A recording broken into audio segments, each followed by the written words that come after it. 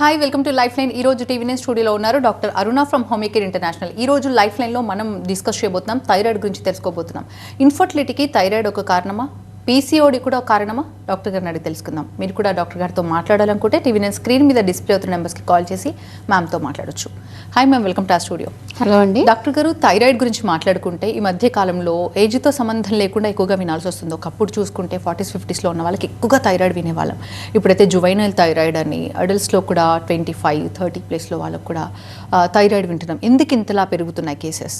So బేసిక్గా అండి, thyroid అనేది చాలా మందిలో టెస్ట్ చేయించుకుంటే కానీ తెలియని ఒక హార్మోనల్ ఇంబ్యాలెన్స్ అని చెప్పుకోవచ్చు అండి. కొంతమంది భయపడి టెస్ట్ కూడా చేయించుకోవట్లేదు. దీనికి మెయిన్గా మన life style disturbances, stress, physical exertion లేకపోవడం, వెయిట్ ఎక్కువగా ఉండడం, పేరెంటల్ జెనెటిక్ హిస్టరీలో ఎవరికైనా థైరాయిడ్ ఉండడం, కామన్గా మనం ఈ థైరాయిడ్ లక్షణాలు చూస్తూ ఉంటాం. ఈ డికేడ్లో గత 10 ఏళ్లలో థైరాయిడ్ కేసెస్ చాలా ఎక్కువగా పెరగడానికి main thing sedentary life style, work stress ఎక్కువ ఉండడం, ఫిజికల్ మెటబాలిజం లేకపోవడం, బయట ఆహార పద్ధతుల్లో మార్పులు, కార్బోనేటెడ్ డ్రింక్స్ ఎక్కువ తీసుకోవడం, జంక్ ఫుడ్స్ ఎక్కువ కన్స్యూమ్ చేయడం, న్యూట్రిషనల్ డైట్స్ లేకపోవడం, ఇలాంటి చిన్న చిన్న ఇష్యూస్ సర్వసాధారణంగా హార్మోనల్ ఇంబ్యాలెన్స్కి దారితీస్తుందండి. థైరాయిడ్ అనేది వయసుకి సంబంధం లేకుండా, జెండర్కి సంబంధం లేకుండా ఎటువంటి వారిలో కూడా మనం చూసుకోవచ్చు.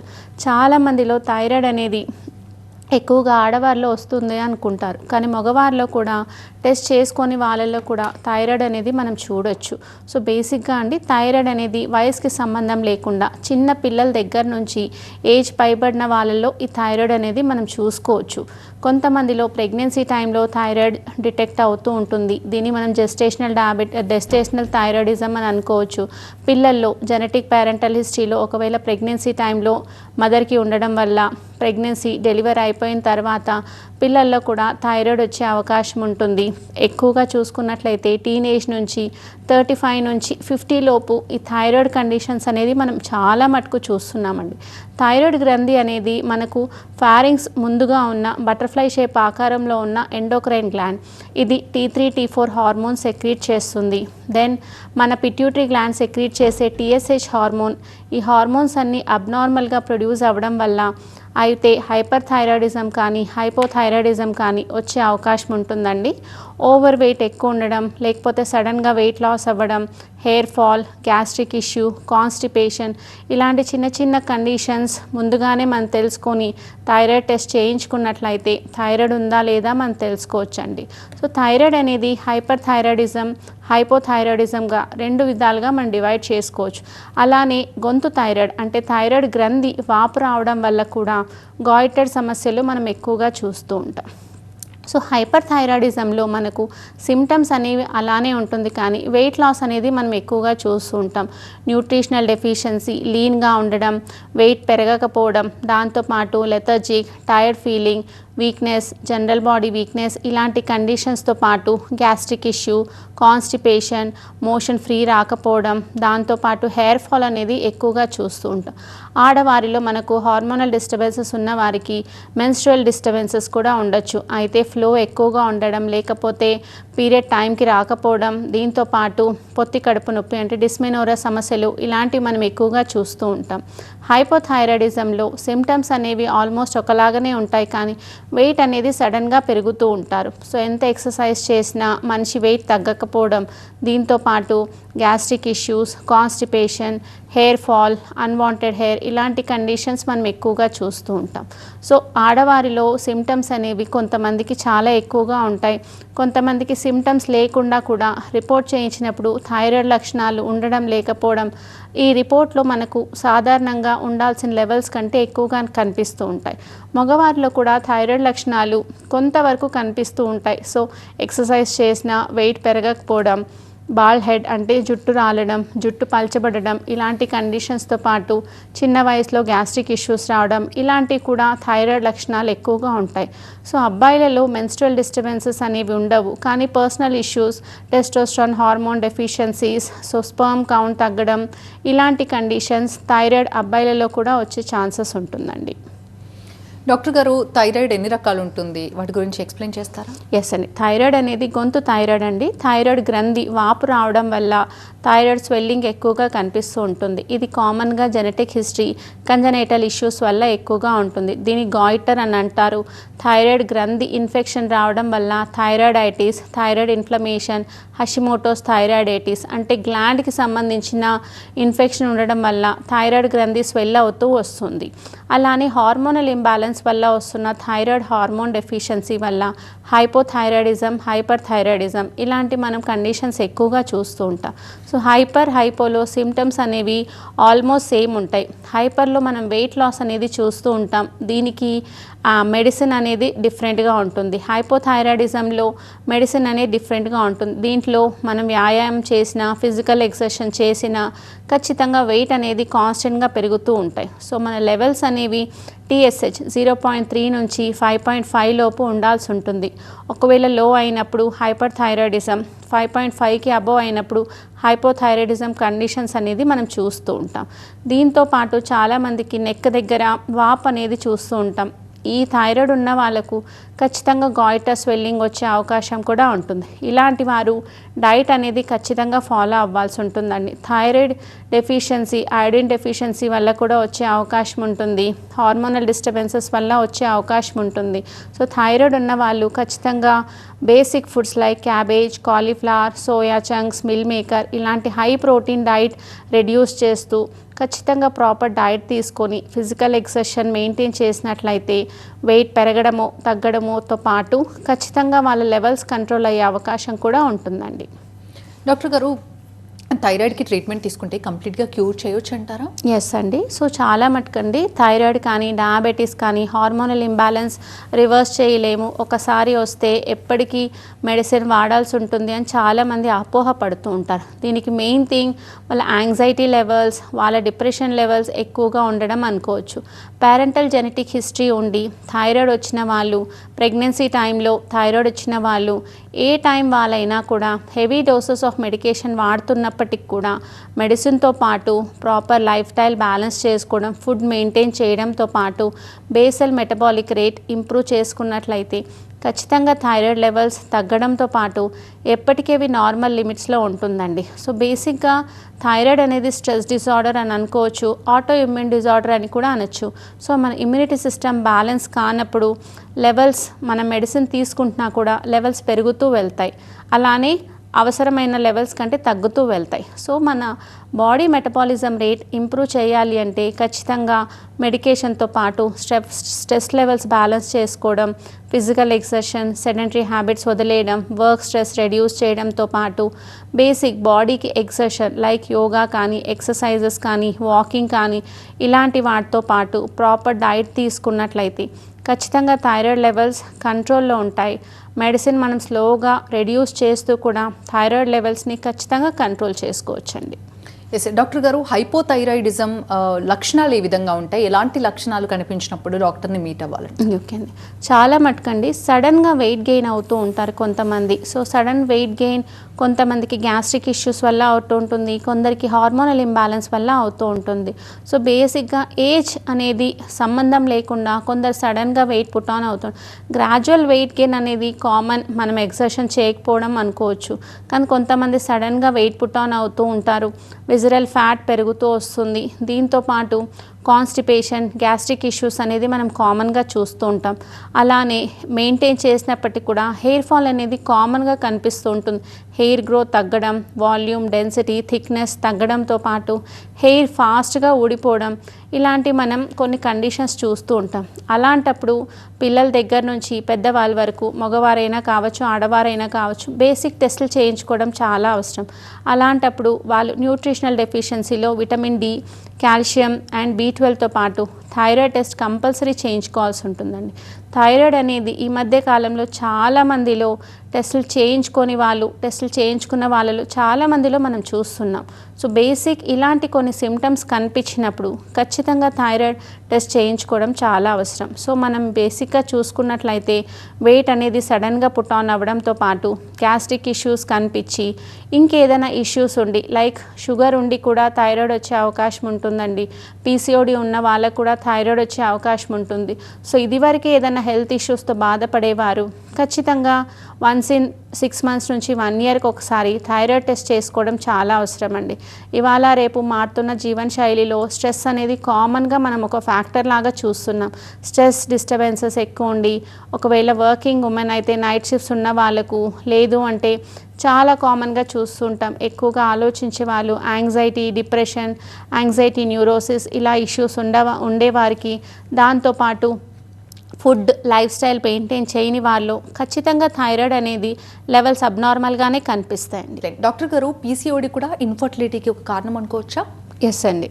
సో బేసిక్గా అండి పీసీఓడి అనేది ఇవాళ రేపు ఆల్మోస్ట్ హాస్టల్లో ఉండే ప్రతి అమ్మాయిల్లో 5గురిలో ఒకరికి చూస్తున్నాం. సో కామన్గా టీనేజ్లో చూసే ఈ పీసీఓడి కండిషన్, పీసీఓఎస్ కండిషన్స్ అనేది ఈ మధ్య కాలంలో చాలా మందిలో వింటున్నాం. దీనికి మెయిన్గా న్యూట్రిషనల్ డెఫిషియన్సీ అని మనం చెప్పుకోవచ్చండి. ప్రాపర్ ఫుడ్ తీసుకోకపోవడం, వెయిట్ ఎక్కువగా ఉండడం ఈ పీసీఓడి లక్షణాలని చెప్పుకోవచ్చు. సో కామన్గా ఒక అమ్మాయి ఒకప్పుడు 14 నుంచి 15 ఇయర్స్లో మెచ్యూర్ అయ్యేవాళ్ళు. ఇప్పుడున్న life style generation, climatic changes, occupational disturbances వల్ల 10-11 లోపే మెచ్యూర్ అవుతున్నారు. దీనివల్లగా ఏమవుతుందంటే ఎర్లీగా మెనోపాజ్ వచ్చే అవకాశం ఉంటుంది. సో న్యూట్రిషనల్ డెఫిషియన్సీ వల్ల కూడా పీసీఓఎస్ కానీ పీసీఓడి కానీ వచ్చే అవకాశం ఎక్కువగా ఉంటుందండి. సో మెచ్యూర్ అయిన వెంటనే కొందరికి ఫస్ట్ మెచ్యూర్ అయ్యాక ఒక 1 year, 1.5 year వరకు పీరియడ్స్ అనేది కొంతమందిలో రాకపోవడం మనం కామన్గా చూస్తూ ఉంటాం. కానీ తల్లిదండ్రులు దీన్ని నెగ్లెక్ట్ చేస్తూ ఉంటారు. ఇప్పుడే మెచ్యూర్ అయింది, అవ్వకపోయినా పర్లేదు అని. కానీ ఆల్మోస్ట్ 100లో 90 మందికి పీసీఓడి ఉండడం వల్లనే మెచ్యూర్ అయినాక వెంటనే కూడా పీరియడ్స్ రాకపోవడం మనం చూస్తూ ఉంటాం. సో పీసీఓడి అనేది పాలిసిస్టిక్ ఓవేరియన్ డిసీజ్ కానీ సిండ్రోమ్ అని మనం చెప్పుకోవచ్చండి. సో ఎగ్ సైజ్ ప్రాపర్గా లేకపోవడం, ఓవులేషన్ ప్రాపర్గా అవ్వకపోవడం వల్ల ఈ ప్రాబ్లం మనం ఎక్కువగా చూస్తూ ఉంటాం. సో హార్మోనల్ ఇంబ్యాలెన్స్లో follicle stimulating hormone, oestrogen hormone deficiency వల్ల ఈ పీసీఓడి జనరేట్ అవుతూ ఉంటాయి. మన అండాశయాలలో కంతులు ఫామ్ అవ్వడం పీసీఓడి అని చెప్పుకోవచ్చండి. సో కంతులు ఎందుకు ఫామ్ అవుతాయి అంటే హార్మోనల్ ఇంబ్యాలెన్స్ ఉన్న వారికి నెలకు రిలీజ్ అవ్వాల్సిన ఎగ్ ప్రాపర్ టైంకి రిలీజ్ అవ్వకపోవడం వల్ల పీరియడ్స్ అనేది డిలే అవుతూ ఉంటాయి. లేదు కొంతమందిలో చాలా ఎక్కువగా ఫ్లో అవ్వడం, ఎక్కువ సార్లు రావడం, ఇలాంటి కండిషన్స్ మనం ఎక్కువ చూస్తూ ఉంటాం. సో అమ్మాయిలలో మెన్స్ట్రువల్ డిస్టర్బెన్సెస్తో పాటు వెయిట్ ఎక్కువ ఉండడం, unwanted hair, visceral fat, hair ఫాల్తో పాటు నెక్ దగ్గర థిక్నెస్, డార్క్గా ట్యాన్ అవ్వడం, ఇలాంటి కండిషన్స్ మనం ఎక్కువగా చూస్తున్న వారికి స్కాన్ చేయించుకున్నట్లయితే ఖచ్చితంగా పీసీఓడి ఉండే అవకాశం ఉంటుందండి. సో పాలిసిస్టిక్ ఓవేరియన్ సిండ్రోమ్ కానీ డిసీజ్ కానీ ఇవాళ రేపు చాలా మందిలో చూస్తున్నాం. దీన్ని నెగ్లెక్ట్ చేయడం కూడా జరుగుతుందండి. సో టీనేజ్లో ఉన్న పిల్లలకు మెన్స్ట్రువల్ డిస్టర్బెన్సెస్ ఉన్న వారికి నెక్స్ట్ మంత్ వస్తుంది అని చాలామంది నెగ్లెక్ట్ చేస్తూ ఉంటారు. సో పీరియడ్స్ కరెక్ట్గా 30 నుంచి 35 days లోపు రావాల్సి ఉంటుంది. సో అలా రాకపోవడం వల్ల లోపల డిస్టర్బెన్సెస్ అయ్యి వేరే కాంప్లికేషన్స్ వచ్చే అవకాశం కూడా ఉంటుందండి. సో మనం మామూలుగా చూసుకున్నట్లయితే నెలసరి డిస్టర్బెన్సెస్తో పాటు ఫిజికల్ డిస్టర్బెన్సెస్ ఉన్నట్లయితే ఖచ్చితంగా పీసీఓడి డెవలప్ అవుతున్నట్లే. సో మనం చూసుకున్నట్లయితే హార్మోనల్ ఇంబ్యాలెన్స్లో ఇవాళ రేపు చూసుకుంటున్నాం థైరాయిడ్ సమస్యలు, పీసీఓడి సమస్యలు, గర్భసంచిలో ఇష్యూస్ ఉండడం వల్ల లేటర్ ఫేజెస్లో ఇన్ఫర్టిలిటీకి దారితీస్తూ ఉంటుంది. దీనికి మెయిన్ రీజన్ ప్రాపర్ టైంకి సిమ్టమాటిక్గా ట్రీట్మెంట్ తీసుకోకపోవడం అని చెప్పుకోవచ్చు. సో కామన్గా ఇవాళ రేపు చూస్తున్న ఇష్యూస్లో one of the major disturbances PCOD అని చెప్పుకోవచ్చండి. సో మనం చూసుకుంటున్నాం మామూలుగా అయితే ఓవర్ వెయిట్ ఉండి, హార్మోనల్ డిస్టర్బెన్సెస్ ఉండి, పీరియడ్స్ అనేది ప్రాపర్గా రాకపోవడం, కామన్గా మనం చూస్తుంటాం. దీంట్లో హైట్, వెయిట్, పర్సనాలిటీ లేకపోవడం, వెయిట్ ఎక్కువగా ఉండడం, అన్వాంటెడ్ హెయిర్, దాంతోపాటు చిక్ దగ్గర కానీ చిన్స్ దగ్గర కానీ హెయిర్ పెరగడం, వెయిట్ ఎక్కువగా ఉండడం, ఇలాంటి చిన్న చిన్న కండిషన్స్ ఉండి ప్రాపర్గా ట్రీట్మెంట్ తీసుకోకపోవడం వల్ల ఫ్యూచర్లో సిస్ట్ డెవలప్ అయ్యే అవకాశం ఖచ్చితంగా ఉంటుందండి. సో ఈ రీజన్స్ అనేవి మనకు ఎర్లీగా డిటెక్ట్ చేసుకొని ప్రాపర్ టైంకి ట్రీట్మెంట్ తీసుకున్నట్లయితే ఫర్దర్ ఫ్యూచర్ టైమ్స్కి ఇన్ఫర్టిలిటీ ఇష్యూస్ కానీ వేరే గర్భసంచి సమస్యలు కానీ రాకుండా మనం మేనేజ్ చేసుకోవచ్చండి. డాక్టర్ గారు, బిఫోర్ మ్యారేజే పీసీఓడి ఉంది, చాలా సఫర్ అవుతున్నాం, అండ్ ఆఫ్టర్ మ్యారేజ్ అసలు పిల్లలు అవ్వక చాలా ఏళ్ళ నుంచి ఎదురు చూస్తున్నామని చాలామంది చెప్తూ ఉంటారు. నిజానికి పీసీఓడి ప్రాబ్లం ఉన్నప్పుడు బిఫోర్ మ్యారేజే దీన్ని కరెక్ట్ చేసుకోవాల్సిన అవసరం ఉందంటారా? ఖచ్చితంగా అండి. సో పీసీఓడి అనేది చాలా మటుకు మనం చూసుకున్నట్లయితే 16 నుంచి 25 ఇయర్స్ పిల్లల్లో చాలా మటుకు మనం చూస్తుంటామండి. ఈ ఏజ్లో రికరెక్ట్ చేసుకున్నట్లయితే పోస్ట్ మ్యారేజెస్ ఎటువంటి ఇష్యూస్ ఉండదు. ఇవాళ రేపు చాలామంది లేట్గా మ్యారేజెస్ చేసుకోవడం జరుగుతూ ఉంటుంది. ఇదివరకు హార్మోనల్ ఇంబ్యాలెన్స్తో సఫర్ అయిన వాళ్ళు ఉంటారు. సో అలాంటప్పుడు పిల్లలు కనే అవకాశం రోజు రోజుకి పర్సెంటేజ్ వైజ్ తగ్గుతూ వస్తుంటుంది. సో మ్యారేజ్ బిఫోరే ఎటువంటి హార్మోనల్ ఇంబ్యాలెన్స్ అయినప్పటికీ ఇంకేదైనా ఇష్యూస్ రిలేటెడ్ టు ప్రెగ్నెన్సీ ప్రాపర్గానే ట్రీట్మెంట్ తీసుకున్నట్లయితే పోస్ట్ ప్రెగ్నెన్సీస్ టైంలో మనకు మ్యారేజ్ టైం తర్వాత ఇష్యూస్ అనేది రాకుండా ఉంటుందండి. పీసీఓడి అనేది one of the major reason అండి ఇన్ఫర్టిలిటీకి. ఎందుకంటే ప్రాపర్ టైంకి ఎగ్ రిలీజ్ అవ్వకపోవడం వల్ల ఓవులేషన్ కానీ జైగోట్ ఫార్మేషన్ అనేది ఉండదు. సో దీనివల్ల ఖచ్చితంగా ప్రెగ్నెన్సీ టైంకి ప్రాపర్ ట్రీట్మెంట్ తీసుకోకపోవడం ప్రెగ్నెన్సీ ఆటంకం అనే చెప్పుకోవచ్చు. సో పీసీఓడి ఉన్నవారు మ్యారేజ్కి బిఫోరే తగినన్న చర్యలు తీసుకొని వాటిని డిజాల్వ్ చేసుకోగలిగితే మంచిది. సో పీసీఓడి ఉన్న వారికి చాలామందిలో ఫస్ట్ సిమ్టమ్స్ మాత్రమే కనిపిస్తుంటాయి. సార్ హెయిర్ ఫాల్ అనేది ఎక్కువగా కనిపించడం, వెయిట్ ఎక్కువగా పెరగడం, ఎంత ఫిజికల్ ఎక్సర్సైజ్ చేసినా డైట్ మెయింటైన్ చేసినా వెయిట్ తగ్గకపోవడం, విజరల్ ఫ్యాట్. సో పీసీఓడి ఉన్న వారికి ఇన్సులిన్ రెసిస్టెన్స్ ఎక్కువగా ఉంటుంది కాబట్టి వాళ్ళు 35-40స్కి వచ్చినప్పుడు డయాబెటీస్ వచ్చే అవకాశం కూడా ఉంటుంది. సో షుగర్ కట్ డౌన్ చేయడం, ఇలాంటి కొన్ని మెజర్స్ ఫాలో అవ్వడం చాలా మంచిది. కొందరికి సిమ్టమ్స్తో పాటు మెన్స్ట్రువల్ డిస్టర్బెన్సెస్ కూడా ఎక్కువగా చూస్తూ ఉంటాం. కొందరికి పీరియడ్స్ అనేవి కంటిన్యూగా మెడిసిన్ తీసుకుంటే కానీ తగ్గకపోవడం, లేకపోతే అసలు రాకపోవడం, ఇలాంటి కండిషన్స్ ఎక్కువగా చూస్తూ ఉంటాం. సో ఎగ్ సైజ్ ప్రాపర్గా లేకపోవడం, దాంతోపాటు ప్రాపర్గా ఓవులేషన్ లేకపోవడం వల్ల పీసీఓడి అనేది డెవలప్ అవుతూ ఉంటాయి. కొందరికి ఒక ఓవరీస్లోనే ఉంటుంది, కొందరికి మల్టిపుల్ సిస్ట్లు అనేది బోత్ ఓవరీస్లో డిటెక్ట్ అవుతూ ఉంటారు. సో మనం చూస్తుంటాం పీసీఓడి అనేది చాలా స్మాల్ ఇష్యూ అని అనుకుంటూ ఉంటారు. అది స్మాల్ ఇష్యూవే, కానీ మనం టెన్షన్ పడాల్సిన అవసరం లేదు. కానీ మ్యారేజ్ బిఫోర్ ఆర్ టైంకి రికరెక్ట్ చేసుకున్నట్లయితే ఎగ్స్ ఆర్ ఓవరీస్ ఆర్ గర్భసంచి స్ట్రాంగ్గా ఉంటుంది. సో పీసీఓడి ఉన్న వాళ్ళకు సర్విసైటిస్, వజైనల్ ఇన్ఫెక్షన్స్ ఎక్కువగా చూస్తూ ఉంటాం. ప్రాపర్ టైంకి ట్రీట్మెంట్ తీసుకోకపోవడం వల్ల ఫ్యూచర్లో స్మాల్ క్యాన్సరస్ ఇష్యూస్ కూడా వచ్చే అవకాశం ఖచ్చితంగా ఉంటుంది. అండ్ ఇవాళ రేపు చాలామంది లేట్గా మ్యారేజెస్ చేసుకోవడం, వర్క్ స్ట్రెస్, వీటితో పాటు వేరే హార్మోనల్ ఇంబ్యాలెన్స్ ఉంటాయి కాబట్టి పోస్ట్ మ్యారేజ్ చేసి కొన్ని మనం రికరెక్ట్ చేసుకున్నట్లయితే ఫర్దర్ ఇష్యూస్ అనేది ప్రెగ్నెన్సీకి ఆటంకం రాకుండా ఉంటుందండి. డాక్టర్ గారు, ఇన్ఫర్టిలిటీతో సఫర్ అవుతున్న వాళ్ళకి ఆల్రెడీ పీసీఓడి ఉండి థైరాయిడ్ ఉంటే ఏంటి పరిస్థితి అంటారు? ఎలాంటి ట్రీట్మెంట్స్ అవసరం అంటారు? ఓకే అండి. సో చాలామందికి అండి కొందరికి పీరియడ్స్ రెగ్యులర్ అవుతున్నప్పటికీ కూడా ఇలాంటి కండిషన్స్ మనం ఎక్కువగా చూస్తూ ఉంటాం.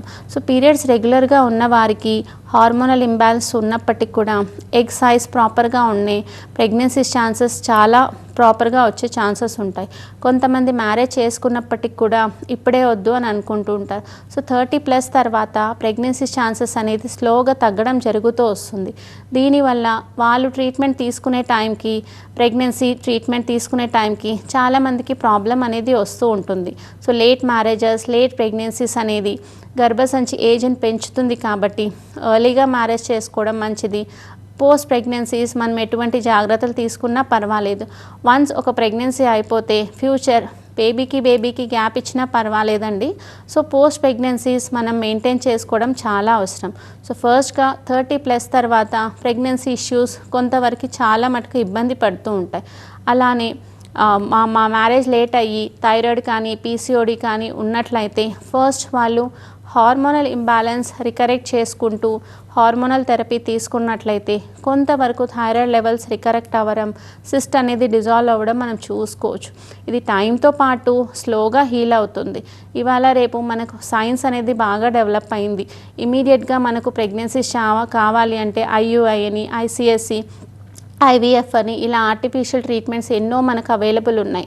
దీనికి కూడా చాలామంది ప్రొక్యూర్ చేసుకుంటున్నారు. కానీ న్యాచురల్ ప్రెగ్నెన్సీతో మనకు ఇంపార్టెంట్ అనేది మనం ఎక్కువగా ఉంటుంది. సో ఎటువంటి హార్మోనల్ ఇంబ్యాలెన్స్ ఉన్నా కూడా ఫాస్ట్గా రికరెక్ట్ చేసుకుంటూ ప్రాపర్ మెడికేషన్ తీసుకున్నట్లయితే హార్మోనల్ ఇంబ్యాలెన్స్ అనేది బ్యాలెన్స్ అవ్వడంతో పాటు ప్రెగ్నెన్సీ ఛాన్సెస్ కూడా 100% ఇంప్రూవ్ అయ్యే అవకాశం ఉంటుందండి.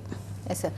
డాక్టర్ గారు, ఇన్ఫర్టిలిటీతో బాధపడుతున్న వాళ్ళకి హోమియోకేర్ ఇంటర్నేషనల్లో ఎలాంటి ట్రీట్మెంట్స్ అవైలబుల్గా ఉన్నాయి? ఓకే అండి. So infertility, whether male infertility కావచ్చండి, ఫీమేల్ ఇన్ఫర్టిలిటీ కావచ్చండి. ఇదేదో మనం మెడికేషన్ ఇచ్చాము వెంటనే ప్రెగ్నెన్సీ వచ్చేది అనేది కాదండి, టైంతో కూడిన సమస్య. సో ప్రెగ్నెన్సీకి మల్టిపుల్ కాజెస్ మేల్లో కూడా ఉంటాయి, మల్టిపుల్ కాజెస్ ఫీమేల్లో కూడా ఉంటాయి. సో కాజెస్కి తగ్గట్టు సిమ్టమాటిక్గా ట్రీట్మెంట్ ఇవ్వడం జరుగుతుంది. ఇది టైం టేకింగ్ ప్రాసెస్ కాబట్టి స్లోగా మనం హార్మోన్స్ని బ్యాలెన్స్ చేస్తూ తగినన్న ఆ రీజన్ ఏంటో తెలుసుకుంటూ, వెదర్ ఫీమేల్లో అయితే ఫాలిక్యులర్ డిస్టర్బెన్సెస్ ఉండడం, ఫాలికల్ సైజ్ ప్రాపర్గా లేకపోవడం, ఎగ్స్ రెప్చర్ అవ్వకపోవడం, ఇలాంటి చిన్న చిన్న ఇష్యూస్ మేజర్ రీజన్స్ ప్రెగ్నెన్సీ కాబట్టి వీటిని హీల్ చేయడం జరుగుతుంది. సో హోమియోపతి అనేది టైం టేకింగ్ మెథడ్ అయినప్పటికీ కూడా ఎటువంటి సైడ్ ఎఫెక్ట్ లేకుండా డైరెక్ట్గా హార్మోన్స్ ఇవ్వకుండా హార్మోనల్ థెరపీ, కాన్స్టిట్యూషనల్ డోసెస్ ఇవ్వడం జరుగుతుంది. దీనివల్ల వాళ్ళకు ప్రెగ్నెన్సీ రేట్ అనేది పెరిగే అవకాశం ఉంటుంది. లేట్ అయినప్పటికీ కూడా ఎటువంటి హెల్త్ ఇష్యూస్ లేకుండా మేల్ ఆర్ ఫీమేల్ న్యాచురల్గా ప్రెగ్నెన్సీ వచ్చే అవకాశం ఉంటుందండి. So thyroid, PCOD, hormonal imbalance, గర్భసంచితో బాధపడేవారు, స్పర్మ్ కౌంట్ ఇలాంటి హార్మోనల్ డిస్టర్బెన్సెస్ ఉండి మేల్ ఆర్ ఫీమేల్ ఇబ్బంది పడుతున్నట్లయితే లాంగ్ టర్మ్లో మెడిసిన్ వాడినప్పటికీ కూడా ఎటువంటి అదర్ హెల్త్ ఇష్యూస్ లేకుండా హోమియోపతి మెడిసిన్ వాడినట్లయితే కాన్స్టిట్యూషనల్ డోసెస్, ఇమ్యూనిటీ బూస్టర్స్ ఇవ్వడం వల్ల వాళ్ళకి ఆ ప్రాబ్లం తగ్గడంతో పాటు ఫ్యూచర్లో ఎటువంటి ఇష్యూస్ లేకుండా మేనేజ్ చేసుకోవచ్చండి. థ్యాంక్ యూ డాక్టర్ గారు. Thanks for being here. ఇది వాళ్ళ లైఫ్ లైన్ చూస్తూనే ఉండండి TV9.